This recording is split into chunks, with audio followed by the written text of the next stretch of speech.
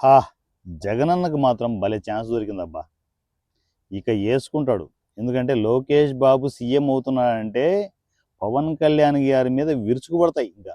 Social media బ్యాచ్‌లన్నీ జగన్ బ్యాచ్‌లన్నీ విరుచుకుపడతాయి. చూడండి ఇంక 2, 3 నెలలు ఇంక పెంట పెంట బీభత్సం ఆఫ్ ఇండియా. అంటే పవన్ కళ్యాణ్ నువ్వెప్పుడు సీఎం అవుతావు? నీకు సిగ్గు లేదా? శరం లేదా? ఆ! నువ్వెప్పుడు సీఎం అవ్వలేవు. నీ వల్ల కాదు.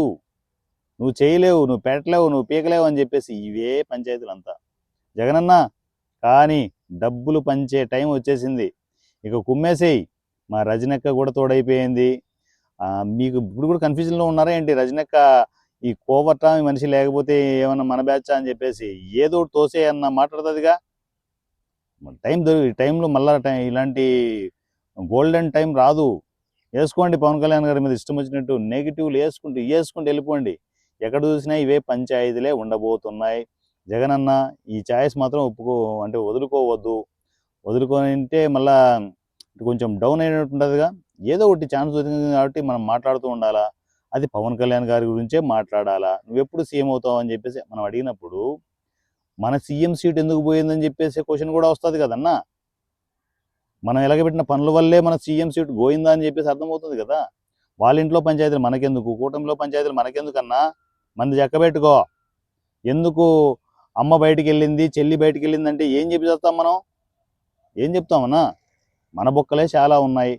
ఆ బొక్కల గురించి ఎందుకు? వాళ్ళు క్లియర్గానే ఉన్నారు. కూటమిలో ఎప్పుడు ఏం చేయాలనేది క్లియర్గా ఉన్నారు అక్కడ. మేము దగ్గరగా చూస్తున్నాం కాబట్టి మాకు ఫుల్ క్లారిటీ ఉంది.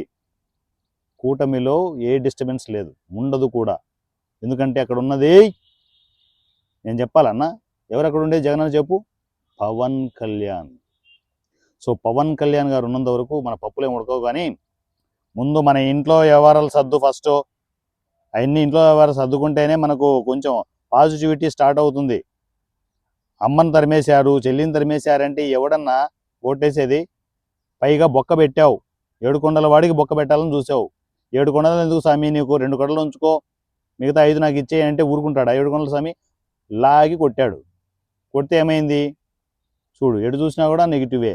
జనాలకి కూరుకుపోయిందన్న.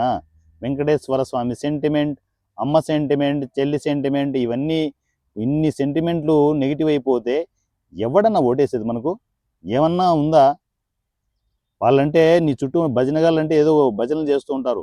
ఈసారి 11 సీట్లు కూడా డౌటే అన్నా. నన్ను అడిగితే పులివెందుల సీట్లు కూడా డౌటే.